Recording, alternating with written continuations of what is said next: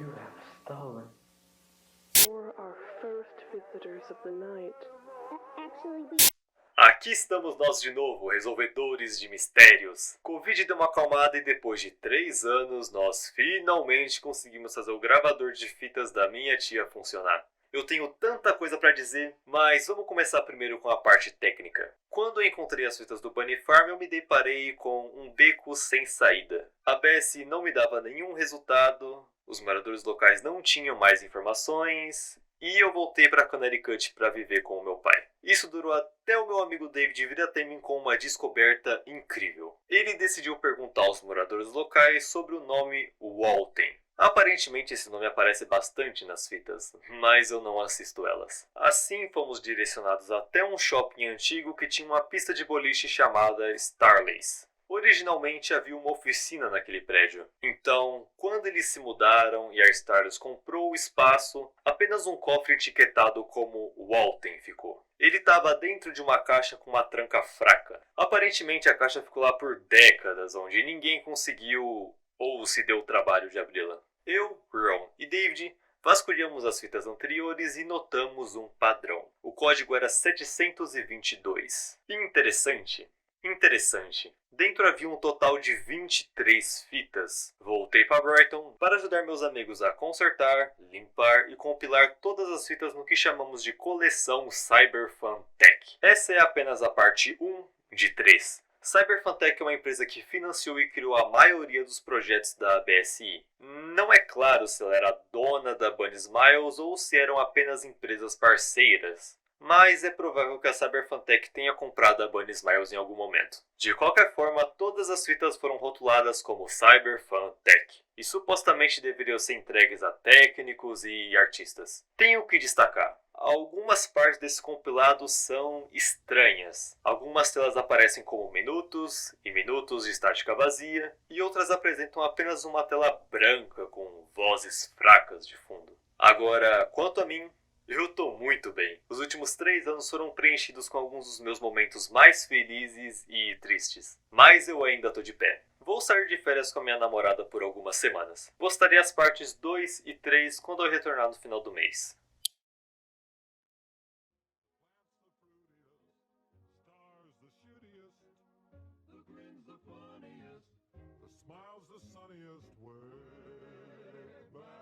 Cara, por incrível que pareça, já fazem 5 anos que eu não falo dessa série incrível aqui no canal. Mas vamos combinar que não foi exatamente culpa minha, já que o próprio Martin Wallace não deu nada que fosse necessariamente novo pra gente nesse meio tempo. Quer dizer, foram lançados alguns vídeos extras pra turminha se divertir, como os especiais de Halloween. Porém, o meu foco em Walton Files é justamente a história dos robôs malucos, jogos possuídos e ternos estilosos dos anos 70. Então, por causa disso, eu decidi me sentar no meu cantinho e esperar pacientemente. Bem pacientemente. Eita, rapaz, vídeo novo de 30 minutos. No fim, bora combinar que a espera valeu bastante a pena, né não? Então, se acomoda aí do outro lado e vamos descobrir o que o Martin Wallace tem a nos revelar no volume 4 de Walton Files. Way back home, no place like home, sweet home.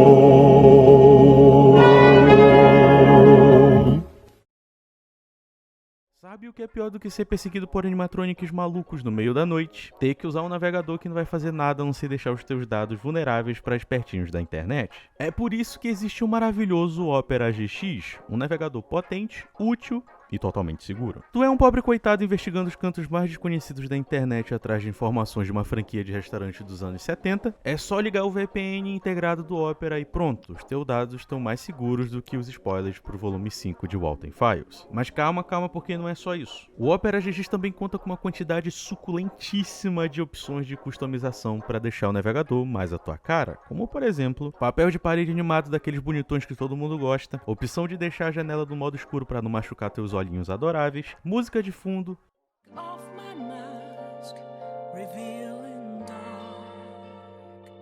sons de teclado, efeitos sonoros para abrir e fechar abas, animação customizada ao iniciar o navegador, ícones para barra de tarefas, ícones para barra de trabalho, temas malucos e muito mais coisa. Ah, eu quase esqueço, ele também tem a função de importar as configurações do teu antigo navegador para ele, te poupando o trabalho de ter que configurar tudo do zero. É, o bicho é brabo. Então quer largar esses programinhas furrecas aí e começar a usar o navegador de verdade? Então é só ir no link que eu coloquei aqui embaixo e baixa o Opera GX.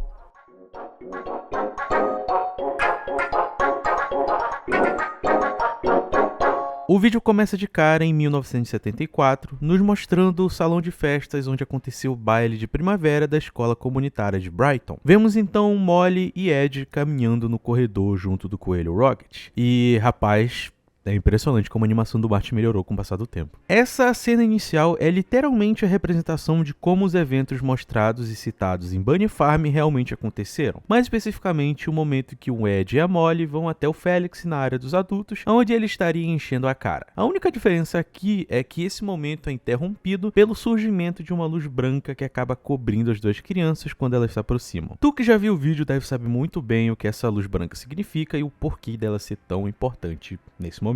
Com isso, a gente tem a exibição de uma pequena abertura para esse compilado de fitas e finalmente a gente chega no menu. Não se preocupa, porque os nomes das cenas não vão fazer tanta diferença no quadro geral. Então, bora começar pelo começo.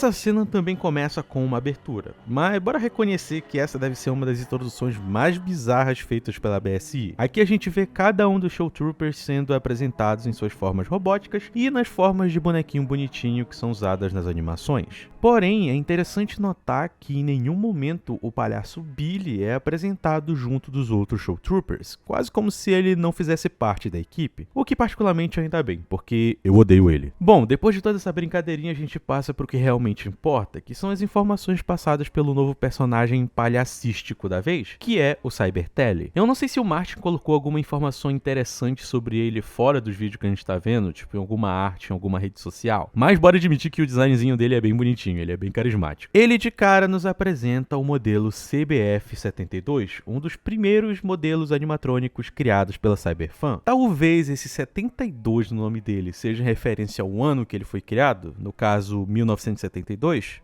Talvez, mas isso aí a gente teria que ver naquela linha do tempo que a gente fez lá no outro vídeo e eu honestamente não lembro nada dela. O Cabeça de TV então diz que a gente vai conhecer um pouco sobre o processo de criação dos Show Troopers, mas obviamente o discurso dele acaba sendo interrompido, dando uma boa chance pra gente se atentar a alguns detalhes que eu deixei passar propositalmente até o momento. Como por exemplo, essa pequena anotação feita pelo Charles Brooke no dia 10 de outubro de 1970, onde ele diz o seguinte: Oi, eu acabei de ser contratado oficialmente como supervisor de computação do restaurante sem nome da Bunny Smiles, embora eu sugeri alguns nomes para eles. Eu conheço esses caras há um tempo e já são da família praticamente. E eu fiz alguns trabalhos também junto da SUS há uns anos atrás, antes mesmo da Cyberfantech. E conhecer os Waltons e os Krakens é super divertido.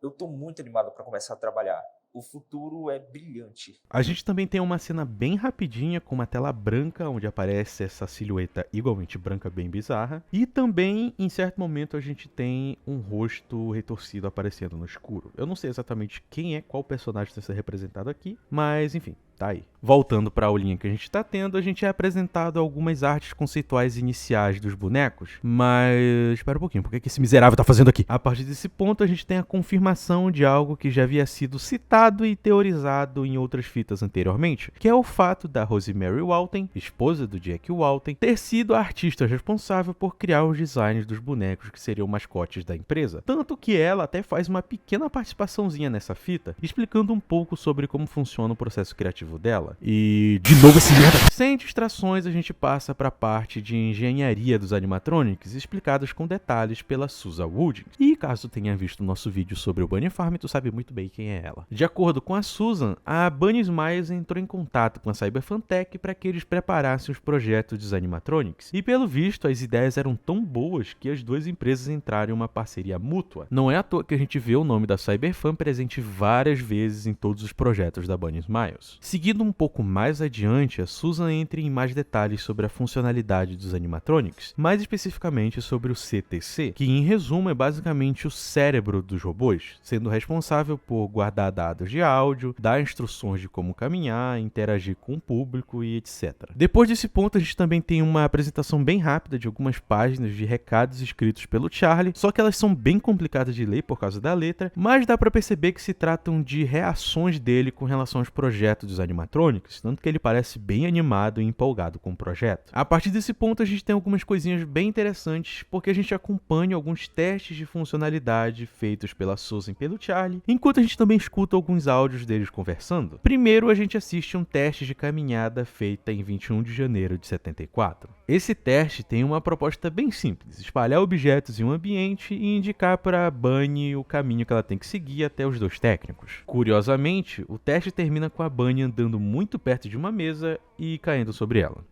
Ok, a gente passa para o teste de reconhecimento facial que aconteceu no dia 7 de março de 74. A Shai é colocada do outro lado da sala com o propósito de saber se o CTC consegue reconhecer rostos à distância. E, bom, quem diria que o teste foi um sucesso? Mas e o Charlie? Ah, o teste foi um sucesso também?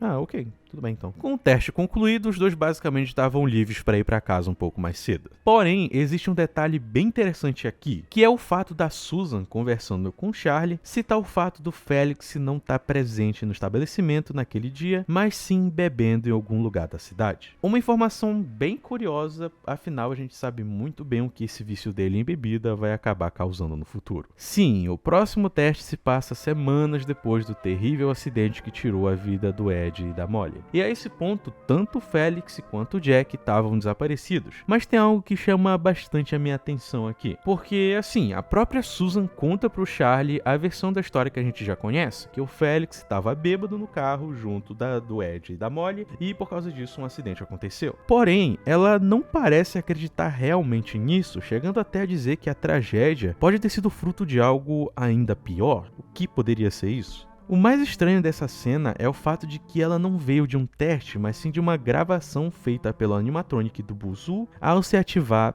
sozinho. O reconhecimento facial dele também se ativa e logo a gente vê que após a Susan e o Charlie saírem da sala, o Coelho Rocket começa a se mover sozinho. E para completar, o próprio sistema do Buzu consegue reconhecer a presença de alguém e começa a processar o reconhecimento facial. E é então que a gente tem essa cena bizarrésima aí.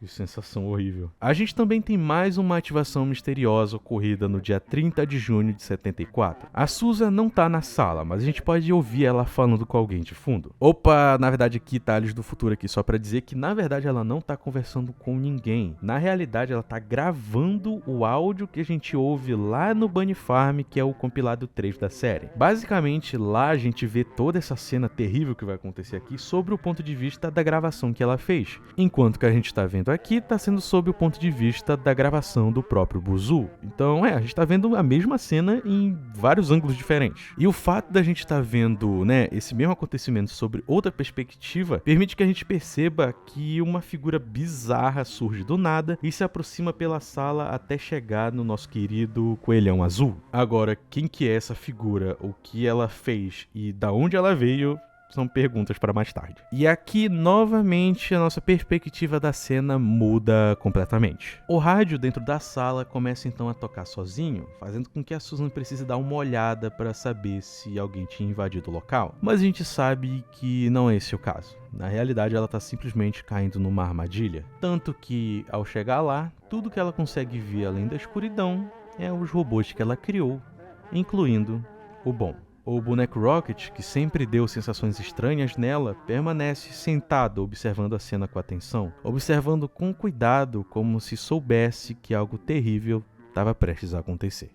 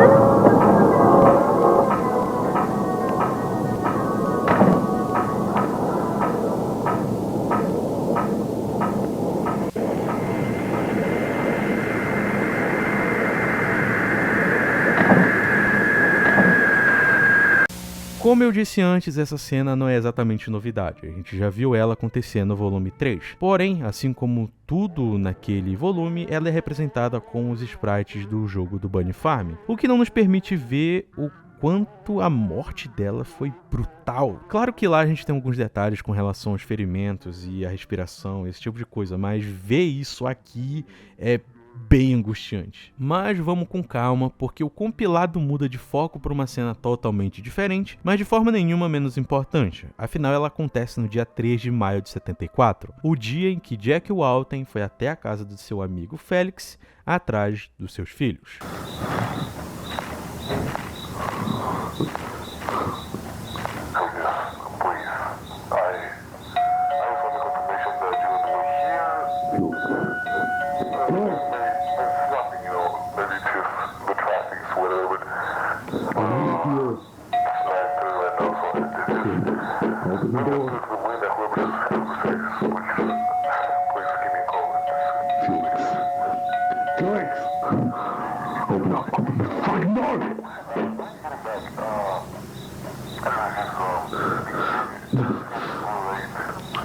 Please, amor. Please open the door, Felix. Please open the door. Felix. Felix!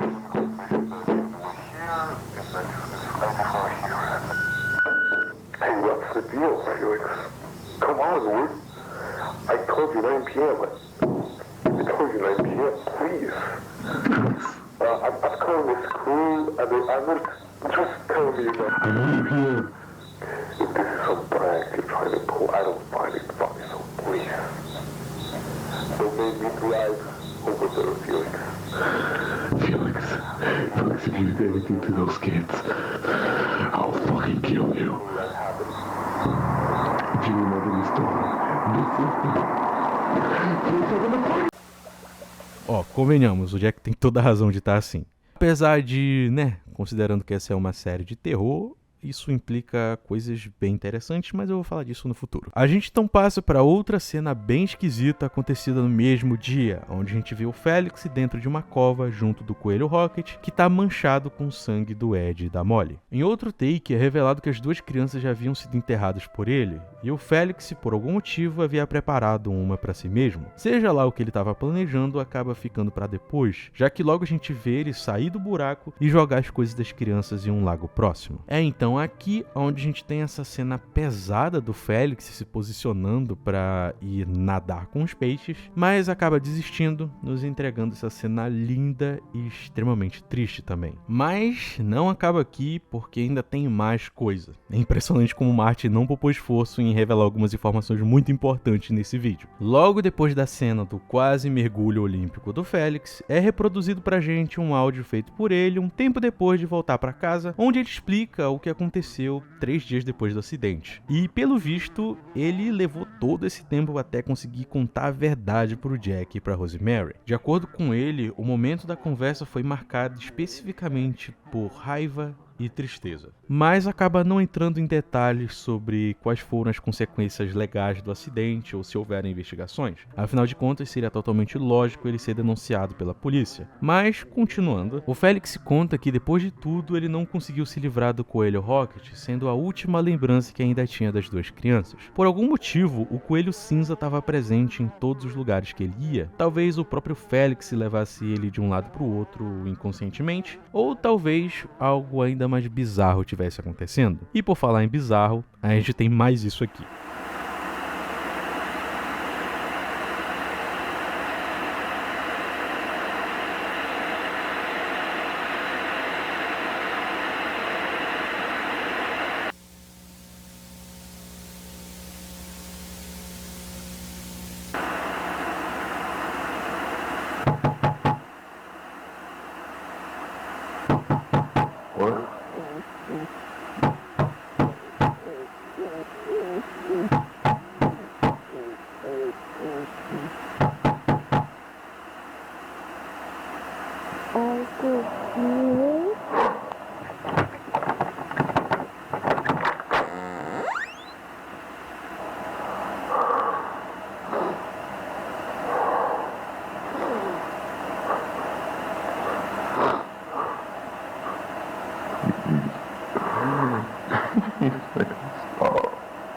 Please make it stop.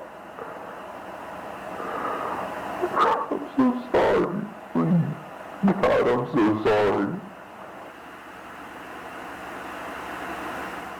Assim a gente vai direto para a última e mais interessante cena de todo esse compilado. Não que as outras não sejam, mas tu que teve que esperar junto comigo por todo esse tempo deve ter ficado sem calças quando assistiu. Ela começa com o Rocket assistindo o Bon empurrar à força o corpo da Susan dentro da Benny, algo que também a gente sabe com detalhes a partir do volume anterior. O animatronic cuidadosamente monta as peças por cima do corpo da engenheira, que por sinal a gente sabe que ainda está viva durante o processo, apesar dos machucados. É então que a gente chega no momento mais estranho da fita, quando Rocket pisca os seus olhos e começa a ver um cenário totalmente diferente. Uma espécie de plano espiritual totalmente claro e branco. Nele a gente vê Ed e Molly chegando às pressas como se estivessem procurando por alguém. Na realidade, apenas Molly está determinada a encontrar essa pessoa, pois parece não estar a favor do que o Bon estava fazendo com Susan, que por sinal era quem a garota estava esperando nesse lugar. O Ed sugere que seria melhor não se envolver e que aquilo não era problema deles, mas logo Susan chega em uma aparência tragicamente sem vida. Ela aparece perdida como se o local fosse uma espécie de vida após a morte, e então o brabo chega em cena.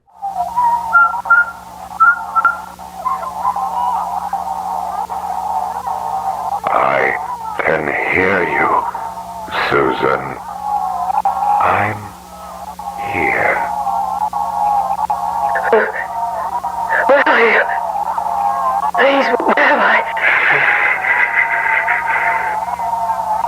Primeiro ele se apresenta apenas como uma voz. Diz que conhece Susan e apresenta ela ao mundo onde eles estão, que ele carinhosamente nomeia como o País das Maravilhas ou Wonderland. De acordo com o que ele mesmo explica, aquilo não é exatamente o paraíso, e não significava que Susan estava morta, ou ao menos não ainda. Susan ainda estava viva do lado de fora. Mesmo sendo apenas um corpo à mercê do coelho robótico, ela ainda respirava e aos poucos o seu sistema estava se desligando. Aquela figura confirma que ela estava segura naquele lugar. Não apenas ela, como a sua alma continuaria intacta se ela ficasse ali também. Mas quem exatamente é essa pessoa e como ela consegue afirmar essas coisas com tanta certeza?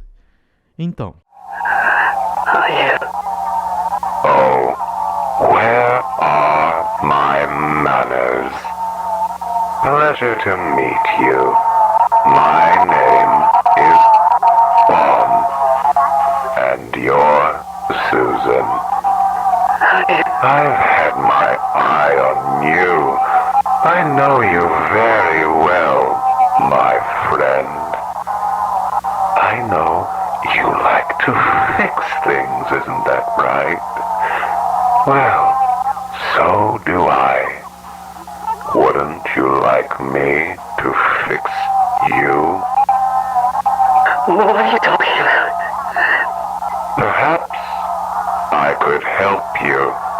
Here, a gift. Take a look inside.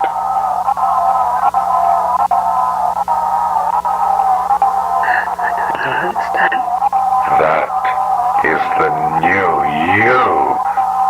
A wonderful gift that will eventually become your new body. Just like a beautiful butterfly bursting from a cocoon. You will be reborn. What does this mean? You don't have to listen to me. That is up to you. But what other choice do you have? A spirit can't survive without being tethered to a vessel. I know you're scared. I was too. But everything will be okay. I don't... Apologies for what I had to do to you. But look, the hard part is over with now. Besides, you can't make an omelet without breaking a few eggs.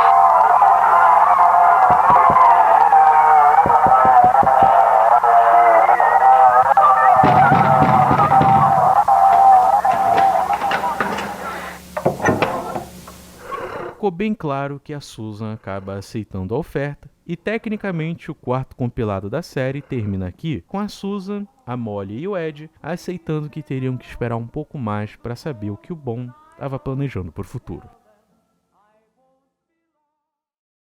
Rapaz, mas esse volume trouxe muita coisa interessante. Claro que boa parte das informações apresentadas aqui servem apenas para confirmar coisas que foram apenas sugeridas nos volumes anteriores, mas é impossível não negar a importância da revelação do real antagonista da série, esse ser misterioso chamado de Bond. Ele se apresenta sendo o espírito que está dentro do coelho com o mesmo nome, mas é interessante perceber que ele parece ser o responsável por matar e dar vida aos outros animatrônicos com o passar dos anos. Curiosamente, o fato dele se apresentar como usando esse terno e dizer que conhece Susan muito bem, servem como combustível para me fazer acreditar que ele, na realidade, seja o próprio Jack Walton. Claro que a personalidade deles é bem diferente, já que o Jack sempre pareceu ser um cara calmo, com alguns picos de raiva aqui e ali, principalmente envolvendo a morte dos filhos, enquanto o Bond é completamente psicótico e parece adorar o que está fazendo, principalmente com relação a matar e destroçar as pessoas. Porém, eu acho até interessante o conceito do Jack estar buscando se vingar do Félix de alguma forma, apesar dos métodos dele serem claramente bem questionáveis. Afinal, ele matou a companheira de trabalho dele, matou a própria esposa e matou um amigo próximo. Então,